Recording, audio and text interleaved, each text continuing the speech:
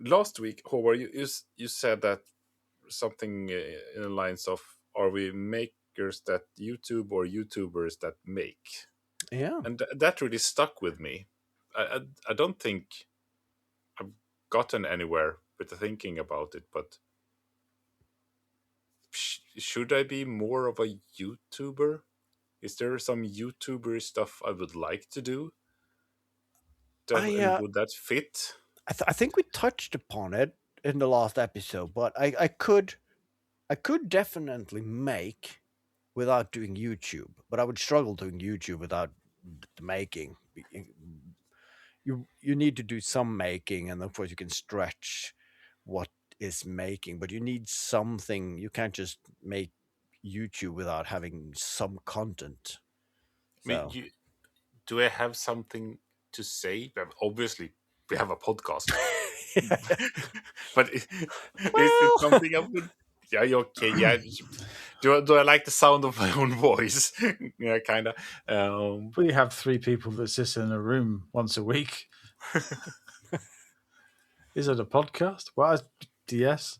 It's or a 12-step program. Who knows? Yeah. Yes, and yes. But I mean, is it other YouTube things that I would like to do? I don't know. I have content filmed. I mean, obviously, it's by the by now, but I have content filmed for when I was working on my Volvo, with ideas of having a whole sort of like segment of the thing, just doing Volvo stuff. But then obviously I sold that heap of leaking, rusting junk for a new piece of rusting junk. And I have content filmed for my photography YouTube channel, which has never even gone past a note in a notebook. Because I know how much work goes into just doing one. So I'm like, can I do this again? No. I haven't got the time or the energy to do another channel. Do you have to split those channels? Well, yeah, because I think you have an audience for one thing. If you suddenly start doing something that's wildly different, people might go, "What the hell's this?" But I mean, it's not. Well, that depends on how you spin it, of course, but not wildly different. Because I feel your style of shooting your videos is a big part of your unique selling point. I mean, your ability to actually make stuff look really good on on camera. It looks really good on camera. In reality, it's crap. I don't know. I haven't seen it in reality, but you can work with light and that sort of thing in a way that I will never be able to. How much I'm never going to catch up to you, no matter how much I practice. That's my feeling. Well, it's not. So what you need to remember here is that by 21st of October, Phil has been doing YouTube for 10 years, so he's bound to have he's learned a veteran. something. But the question is the subscriber growth linear? So then it took 10 years to 5K. Will it take another 10 to reach 10K? Probably. Oh. Yeah. Or is it logarithmical, or what kind of function is it? Well, What's it called when it's logarithmical, but in the negative y-axis? Because it's No, you're talking in a language which I just do not understand now. You might as well be speaking your native languages at me. Logarithmic and negative axis. What? Yeah, no, that's it's- let's not go there. Pass. No idea. I don't know it myself either. No. You know the words, which is more than I do. Yeah, I read them somewhere. So, Math, the but language did you of- conclude on anything there, KJ? No, Are you- no. As I Right. said, I haven't figured anything out. But you put thoughts in my head that I haven't been able to really get out. Oh yeah, sorry about that. Yeah, it happens. In the meantime, it is nice that I've put thoughts in your head, and this week, it's obvious that you had another thought in your head. Um, Bootleg Secret Santa. Oh yeah. We started that last year. I think the first email went out on the 1st of July, and it felt a bit early. And perhaps it was because I feel most of the makers, we all procrastinated until mid-November before, like, oh shit, oh shit, oh shit. And then we made something, and then everything was gold and green for us and whatnot. But now you've started asking at least the original crew if they wanted in on this year. So that means officially we are doing it this year. We can say as much. Yes. Um, and I've also stumbled over a couple of other people that I think would like to join. And also, there was at least one, if not two, comments on the last round that they would like to participate if this is going to be a recurring event, which means that even with the one or two that said they would like to join, we are now theoretically more than the original YouTube Secret Santa crew. But then again, I think it's someone of the original crew that can't make it this year, so we need some new heads. But that is, of course, for everyone listening to this video, there will be a bootleg Secret Santa this year. Or this podcast, I meant, not video. And if you would like to join, just give us a word and we'll get you on the list.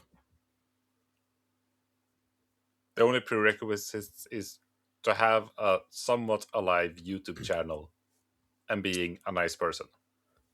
Because, Yeah. I mean, only nice person gets Christmas presents, so it wouldn't work if you're not a nice person, because then it wouldn't get there. I mean, that's I guess that is the way to see it. If the package is lost in the mail, then that's not a nice person. That must be it, isn't it? Yeah. And we need to emphasize here that, of course, you need to be on the nice list, but you can also be on the naughty list, because Sometimes naughty, it's nice to be nosy. yeah, sometimes it's nice to be naughty. So, but then we have the bad list. If you're just bad, then you're not in. But a little Yes. bit of naughty is just nice. Yeah. Yeah, we'll be fine with the naughty list, but not the bad list. So what you're saying is reach out to us at the usual address with your YouTube channel address, a personal statement, and a check made out to cash. Don't worry about leaving a number in there. We'll fill that in for you. Yeah, we're helpful that way. We do all the administrative work for you. So yeah, just send the checks in the mail and we'll fill out the details. No, but it's fairly simple. We make a list. We check it twice. Oh, I was just gonna say. no, it's too early. It's only June. Oh no, the Grinch has awakened.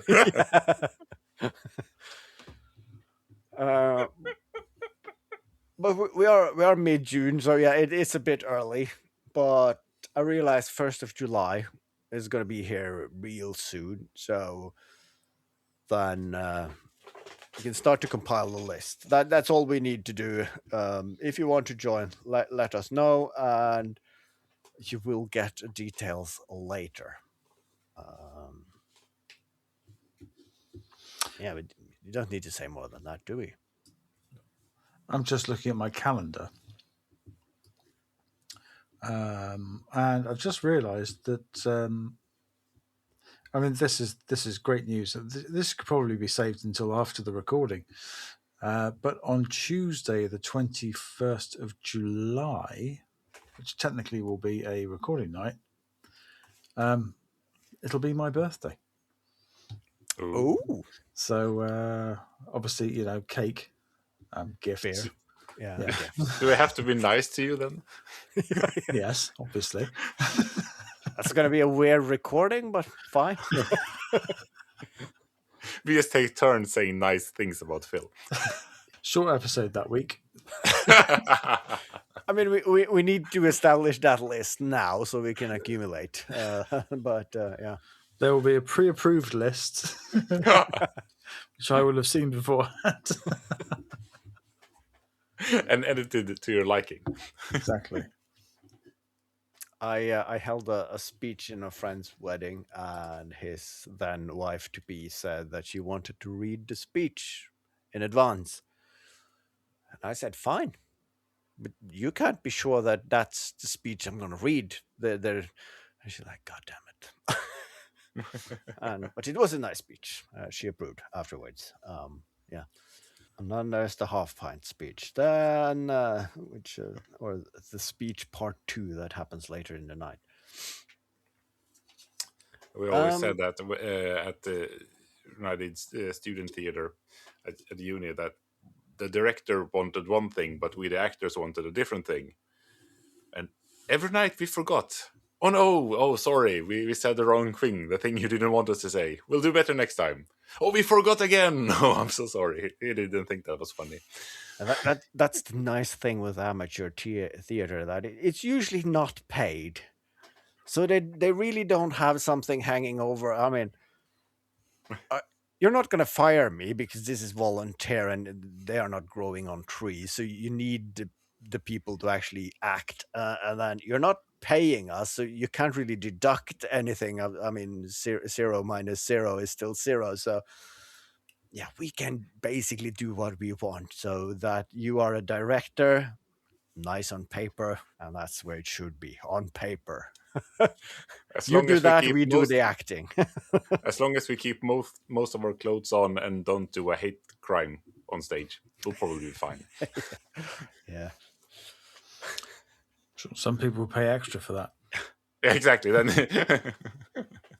That would be cool though. Could you today, if you did like a amateur review, you have the regular one, but then you have the X-rated one.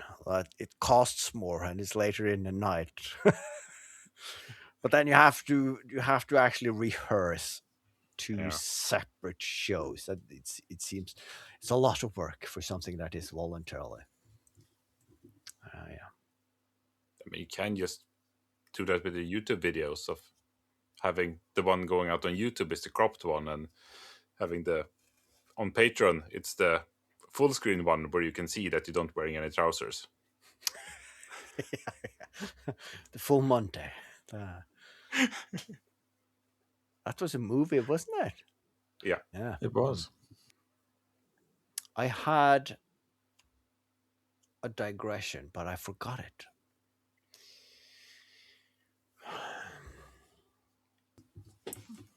I have a rather vocal cat. Shut up. Yeah, I saw the door magically opened and Fluff entered the room. So It's a magic cat. yeah. Well, whilst you're thinking of your digression, I watched a video earlier today, which I think you would be very interested in. Have you heard of the Rest is Science podcast? Yeah, Yeah. I see random episodes whenever I have time. Now the one I just watched is a 45-minute deep dive into mechanical pencils. Yeah, I saw the link, and then KJ announced that he would be a few minutes late for the recording. So I started watching it, and I realized I need to pause it because, yeah, I would like to enjoy the entirety of this video in one go. It's a very good diagnostic of what makes a really good mechanical pencil, and many things are covered, from your traditional mechanical to your modern. It's got a proper name where it rotates the lead, and thicknesses and weights.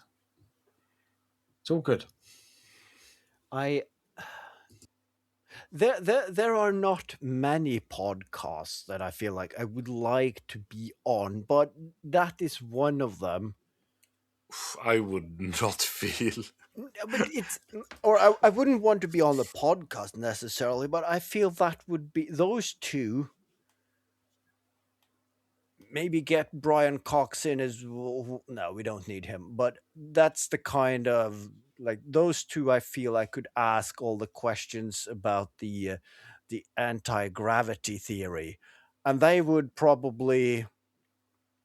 Uh, I mean, they might shoot down the theory, or they might go along with it, but they would for sure deep dive into the physics world to see if this is something that is remotely interesting or not or viable. So I think I have a lot of questions that I could ask in that podcast. I feel. Hanna Fry seems so nice, but I would be very much starstruck and feel not Yeah. equipped to talk to her. I feel because she's so much smarter than me. I think she's so much smarter than pretty much everyone. Yeah, most people Hmm. definitely. But that's the kind of person you want, right? You want someone that is. I feel that there are not enough Yeah, that's true. That's true. very smart people because I have a lot of questions and I struggle to find smart people to ask them to. So would it be nice not to be the smartest person in the room? Is that what you're saying? Oh no, it's very much dumb questions. Don't get me that there is nothing smart about I thought this, you were but talking about your workplace and that sort of thing. no reference to that. No, Not this time. not this time. It is. I am at some point. Of course, you. It's a fun realization that you start early on, you go to school, your parents know the answers to all your questions, and then of course you go to school and the teachers know all the answers to all your questions. Then you go to university and you realize, all right, I now have questions that my parents can't answer anymore, but that's fine because you have the professors, they can answer your questions. And then as you progress, at the late, I call it late stage education, you start asking questions where your teacher, well, asks, no, the professor just said, no, actually, we don't know that. The top scientists don't actually have answers to your questions. And what am I doing here? I'm here to learn. And if you don't have the answers, what the fuck? And then, yeah, but that's where we have given you the tools. Now you need to go out and find the answers. God damn it. I've spent 30 years of my life in institutions where I ask questions and get answers. And now you're just going to cut me loose and I need to find my own fucking answers? What this there should be a law against this. Yeah. The first 18 years of education is this is this. Now just repeat it back to me. Okay, thank you very much. Here's your qualification. Yeah. But then it's like, well, this is the question, right? What's the answer? Well, I'm not going to tell you what the answer is. You need to go and find that out for yourself. Yeah. What? And of course, at some point, I think it was in the late 90s, at least in Norway, all the schools were focusing on you're not doing individual work anymore. It's group work because you're gonna prepare it out in the world. You have to learn how to work with others. So you're being, I mean, all the tasks, everything you need to do, all the assignments, everything is group work, group work, group work. To that point that they today see that if you give an individual a task, they struggle because, yeah, but who am I going to work with? Because I need a group to be able to do anything. And of course, once I went out of the school system and then entered the labor force, and then of course I thought, oh, I went to engineering school, and a lot of other people's went to engineering school. Most of the people at my work went to engineering school, and obviously they have done the same realizations I am. Like, God damn it, we're running out of people to answer our questions, then maybe we should talk amongst ourselves to see if maybe some of us have answers to some of us questions, and together. No, I struggle to find people who have an interest in pursuing the questions that they have no answers for. They are like, but you spent the same amount of years in education as I am, and then suddenly you just happy to sit down and not ask questions anymore. Well, people can't answer the questions anyways, and I'm just going to sit here and make PowerPoint presentations and have Copilot write utter nonsense for me. And then, what's the point in that? Yeah, that is going back the other way, isn't it? Of we're just becoming so dumb. We stop asking questions. Well, we've still got questions, but we don't. You're very happy to have some large language model spout out an answer, and you go, well, it's AI, so it must be correct. This is the answer. Yeah. But why is it the answer? There's the critical bit. But why? And the thing is, one thing is the next generation. I mean, the three sorry asses of this podcast, we have had to do things the old way, which means that when you get something that is AI, you still get, that sounds a bit fishy. I need to double check that. Of course, the next generation that is now growing up with these tools, they would know the old ways of doing things manually and critical thinking. That is just theory to them. They won't have that skill. And that is a bit scary to think about.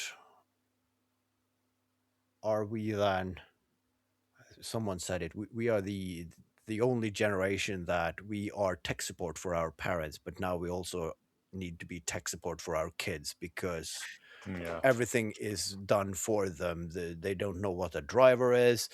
They don't know what an operating system is.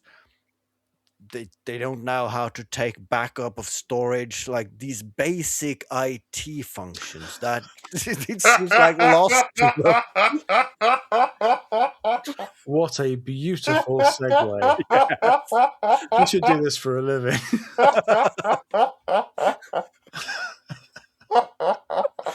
I just realized so mid-rant, I could go there. I'm so going there. For the listener, you may recall some weeks ago when I was fitting out my new media player, I managed to delete the source material for many, many, many media files I had. Well, just the other day, when I was putting the music on my latest video, I went to put the music that I always put on, and I clicked into Final Cut Pro into the music tab, which reads all the music from your iTunes library. And the metadata is all there. So it shows me all the tracks that are in my music library. And I clicked on one to preview it, file not found. Clicked on another track, file not found. Clicked on another track. You get the idea. Would you like to locate the track? Okay, yep, fine. I know where it is. It's not there. That's not nice. No. Okay. Maybe I copied it onto... No, I didn't. Maybe it's on this... No, it isn't. So it would seem that in a moment of intense digital cleaning up, I managed to delete my entire music library, which contains 20 odd years of curated CD rips and music acquired by other means. Yeah, it's all gone. All of it gone. I mean, vanished into the ether. You have stumbled onto digital death cleaning. Yes. And no one's ever going to want this. Get it gone. Exactly, and that it's counterintuitive, because yes, death cleaning, get all the crap out of your house before your kids have to sort it. But the digital stuff that is, I mean, someone else should delete that. I'm not deleting it. I mean, it's not the end of the world. Everything that I lost is replaceable. In fact, recovery has been running on the big disk all day. So yeah, I'll get most of it back. But it's not fun. It's not fun. It's annoying, but it's not a tragedy. Look look upon it as an opportunity, because some of that was probably some old stuff that has now been replaced with something newer and better, so you can get the better version. uh, Yeah.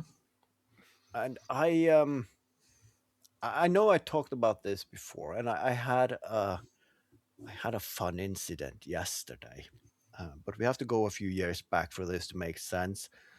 When I was a kid, I had a friend in my class, and we were gaming, and this was back even before we had internet. So we had games installed on our computers, and after school we ran and visited each other to play games. And one of these games was the Tex Murphy interactive detective series, which I've talked about on in several episodes, where they in 2001 left us hanging with the last game just going to a black screen where it said to be continued, and then they were working on a sequel, but of course that never happened. So we had a whole generation of us gamers who never got closure on that. And then of course Kickstarter happened, and then in 2014, I think it was like 13, 14 years later, they made the sequel. And in the meantime, I have lost contact with that classmate. I haven't spoken to him in 10 plus years. And then suddenly I get a text message that says, if you're going to use your holiday allowance on anything this year, it's going to be this. And it was just a link to the Kickstarter, and it just said, best regard, Christian. That's the first message I got in 10 years. It was the only message. And of course, I went on and I joined the Kickstarter. We got the game. That was in 2014. Now we are in 2026. And yesterday I was doom scrolling Instagram, as you do. And then I stumbled over the account for the the creator and owner of now that gaming company who made those games. And they're making a remake of the first one from 1994, because all the video in that was in like 240p. So they are digitalizing old VHS tapes with the video clips from that one, and they're making a new high resolution version of the game. So there's a Kickstarter running. They're fully funded already because old blokes are nostalgic and now we got money to spend. So this is happening. And then, of course, yes, yes, yes. So I sent a text message to Christian yesterday. The first one since 2014. I just sent, if you're going to do anything this summer, go on Kickstarter and search for this. Kind regards, Howard. I just sent it, and it took like half a day. It's like it's become a thing that we send a text message to each other with an interval of like 10 years, and it's less like, all right, this is happening. You need to know, and that's the end of the conversation. Now, of course, it's bled into 2 or 3 text messages, like the like, how is everything going at your end? Hope everything is well. And yes, it is. And now, so it's probably 10, 15 years until the next time we speak. That's friendship. Yeah, that's friendship. I still have, if I turn my head to the right, I have the original game on the wall. Maybe I can even move the camera. This is brilliant podcast content. There it is. The first game in the series is called Under a Killing Moon. So it's brilliant. So within a year or two, I'm going to take a 2-week vacation, or maybe one. One should be sufficient from work and the kids and the family. And like, I'm going to go down to my basement now, and I'm going to be a full-time gamer until I've rounded this game. Shouldn't take that much time since I've done it before. But yeah, looking forward to that. I searched up and I recognized it definitely, but I've never played it. Don't know anything about it. Oh yeah, it's a very Yeah, 1994. That was a time in my life that I spent a lot of free time in game stores and that sort of thing, dreaming of games that I never would buy. So yeah, I probably looked at this a lot of times. I think at the time this was the largest game ever. I think it came on 4 CDs because there's a lot of video segments in it, and it's fully interactive. It's a 3D world, and it's very like this old noir PI. Like I like that aesthetics from way before that even, and it's like be able to just plunk yourself into that world uh, in the future, but it's like an old PI with a trench coat and everything, and like an old guy smelling of bourbon, probably. And then, yeah, it's a brilliant world, and that series is like yeah. And I just learned that recently.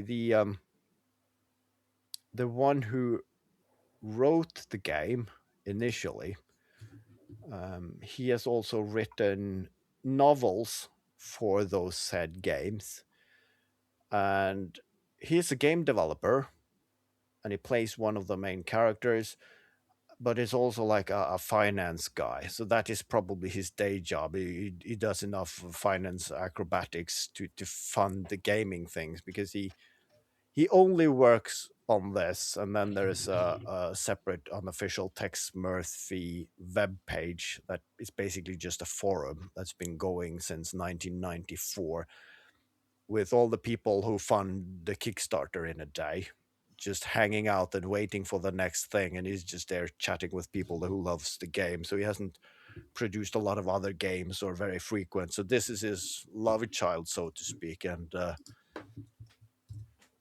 yeah, it's, I like it. I'm just hoping that the next game in the series will also come because yes, it's nice to have a remake of the old ones, but it wouldn't be nice to have a new one in the series as well because he has written at least 2 more novels than there are games. So there is enough material there.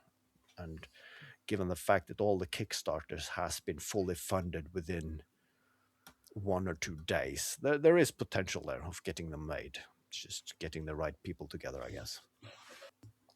I actually just today gave away my old Xbox.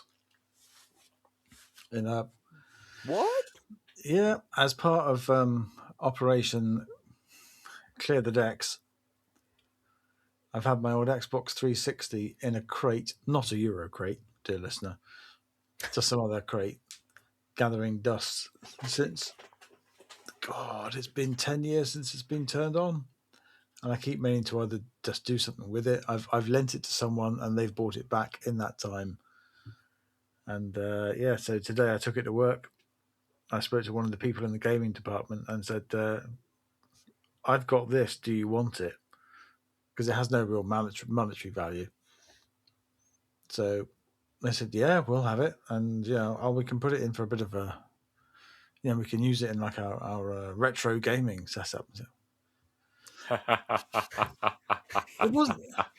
I haven't had it that long, and then I looked when it was when it was when it was produced, and 2007, the Xbox One arcade came out, Oh, yeah. and said, "Oh, that wasn't that long ago." No, And I said, that's not long ago. It's 20 years ago. I was thinking you was going to say like something 1998, and then I would say, well, that's not long ago, but 2007, that's practically yesterday. It's basically brand new. Yeah. That's fun though. I think the youngest is showing an interest and talent for gaming in our family. So of course the wife went down and looked through her old not gonna say well but belongings, and then she found an old handheld Nintendo something. It's like it's something that you flip open and it has 2 screens. Is that Um, a 3DS? Maybe. yeah, that sounds plausible. And then of course I she put it on the charger. We're not sure how well the battery's going to hold up, but it started up, and I put the old Worms 2 game into it because that was one of the cartridges. But oh lord, it was probably brilliant at that time, but with that resolution, those small screens, and the playability was terrible. So yeah, some of the old, at least the handheld consoles, are just for putting in a glass cabinet for show, because yeah, newer setups are better for playing. A lot of things has happened in the gaming department, and for the better, I would argue. Yeah. Quite possibly. Bit of an alien world to me. Who's got the time? Yeah, that's the problem. I bought and downloaded a sequel of a game I played as a kid that came out a few years ago. I downloaded that last summer, and I think it was a week in July where the wife and the kids went to a family's cabin, and I was staying home because I was working a few days, and like in the evenings, like, all right, now I got the time. Instead of watching something brain dead or doom scrolling, I'm gonna download and play that game. So I played it for 3 nights. I think I'm halfway in the progress, and yeah, haven't had time since. So maybe this summer I get a couple of days alone again where I can complete it. But it was enjoyable to just immerse yourself into that world and forget everything. But once you get out of it again, you just realize all the shit you need to do is still there. And so Oh, that's good. What did you do today? Well, I basically sat in the lounge in front of the telly for 7 hours straight. Right. yeah, but that's a funny thing though, because if you said I have a Lord of the Ring marathon, which is a 15, 16 hours straight watch, that nobody like, yeah, that's understandable. That's, you need to see the extended cut, and that's dedication. Of course, it's a movie night. That is perfectly fine. But if like I spent 15 hours playing World of Warcraft, then it's like you're a weirdo. So, but the difference, you're still sitting down in front of a screen, but on the one you're actually interacting with people, but the other one you're just sitting there, just being fed imagery while you're eating crisps. So, Yeah. How do you that, like living in your mother's basement? yeah. Well, I've run out of stuff. How about anybody else? Yeah, sounds like it. Need to go and build more crates so we have more to talk about next week. And Phil needs to go and delete some data. KJ has some land posts. So that's yeah. See you all next Same week. procedure as last year. Same procedure last week. Yeah. Ta-ta. Ta-ta. Ta-ta-ta-ta.